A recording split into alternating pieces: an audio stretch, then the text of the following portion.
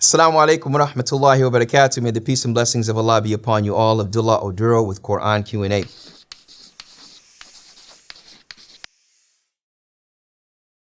We have a question here that states, there is an ayah in the Qur'an which says that you might hate something which is good for you and you might like something and it is bad for you.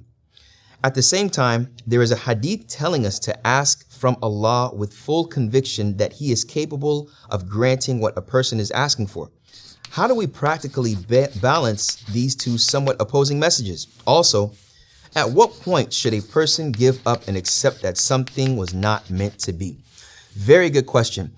So when looking at this verse where Allah subhanahu wa ta'ala says in the chapter of Al-Baqarah, the chapter of the cow, perhaps you may like something that is bad for you, and you may dislike something that is good for you. Allah knows and you do not know. Wallahu ya'lamu wa antum la ta'lamun.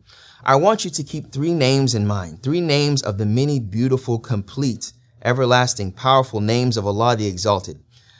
Al-Alim, Al-Hakim, Al-Qadir. The all-knowing, the all-wise, and the fully capable. When we look at this verse of Allah putting something in your tracks or in front of you in your life that you may be facing, that you may not like, but it is better for you, and the like and the opposite to something that you may like and He may block something from your path because it is not good for you. And then He ends it off by saying, Allah knows and you do not know. That is exactly the case. Due to Allah's knowledge of your situation, due to Allah's knowledge of the past that brought forth that situation of what happened, due to Allah's knowledge of the future, what would happen if you were to partake in that, His knowledge it's based on His knowledge. Therefore, whatever you face in your life will be what is better for you. Because when we know Allah subhanahu wa ta'ala, the Exalted, is Al-Hakim, He's wise and He does things for a reason that you may not understand or even comprehend totally. You may understand initially, but not totally. If you'd applied for a college that you want to go to, and all of your family has went to this college, and you want to live on, the legacy, but then, you've made dua and you've asked to go to this school, and something works out to where you go to another school in another state, and you're asking yourself, why is this happening? It's happened for generations. And you've made istikhara, you prayed the prayer to seek Allah's provision in this, and to making the perfect decision and to see what is best for you. But everything has turned out for you to where it's that particular college. Allah knows and you do not know. Even though you dislike going to that college and you'd rather go to a different one, but Allah is obviously, and you see what's happening in your life, that it's been made easy for you. It's even better for you from your religion even standpoint. Allah knows and you do not know. So when it comes to that, we know that Allah, whatever He puts in front of us after seeking guidance and consultation, that is what may have been meant to be for us. And we keep on in that situation. When it comes to the dua and how do we join between the two, when you ask Allah and you have full conviction that He is able to give you what you are asking for. This is more from the aspect of God's ability. And that's the third name. Al-Qadir, that He is able to do what you are asking Him. You may make dua for something and Allah does not allow it to happen. You should have full conviction that He's able to answer it, but He answers it on His terms, not on yours. That is very important. That we may expect something from Allah. It's very important when we expect that thing from Him, we know that He's capable of doing it. And that's what is meant and understood from this dua. Ud'u Allah wa antum muqinuna bil ijaba. That you make dua to Allah and you have conviction that He is able to answer it. When He answers it, how He answers it is not up to you. It's not up to you. It's totally up to Him. And that goes back to the verse, Wallahu ya'lamu wa antum la ta'lamun. He knows and you do not know. So things will happen in your life that you don't like, even though you wanted the latter to happen.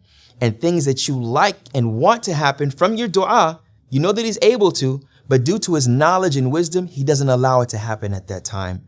That's why it's very important for us to know those three names: His comprehensive knowledge, His wisdom, and His ability. So joining between the two, in conclusion, brothers and sisters, is that we don't know and that Allah knows why and when and how He does things, but we are certain that He is able and capable of doing that.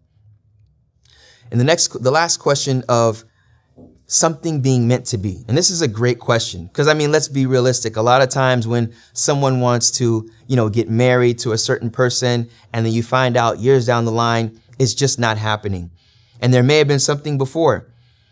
We never cut off the capabilities of Allah subhanahu wa ta'ala, that Allah is able to do all things. And we never say, well, it's not meant to be. If it's something that we want that is khair, that is good for us in this life and in the next, we always hope from Allah to give us that. We hope from Him to give us that. And if it's something that is bad, we hope for Him to take it away from us. That's the first thing. So don't say, well, it's not meant to be that, I get in touch with the opposite gender and I don't look to get married at all. And your intention was never to get married. We hope that's not meant to be. But when it comes to a situation of pleasing Allah, the Exalted, and trying to get married for the right reasons, or trying to get a job for the right reasons, or moving to another state for the right reasons, or partaking a friend for the right reasons, and those reasons being something that will increase you in your pleasure of your Creator by making you a better individual, making you more honest, making you more ethical towards yourself and towards people. If it hasn't happened when you want it to happen, know that it's for a divine wisdom, being al-Hakim. But never cut off your hope from Allah, the Exalted, especially if it's something good, to where you will say, well, it's not meant to be.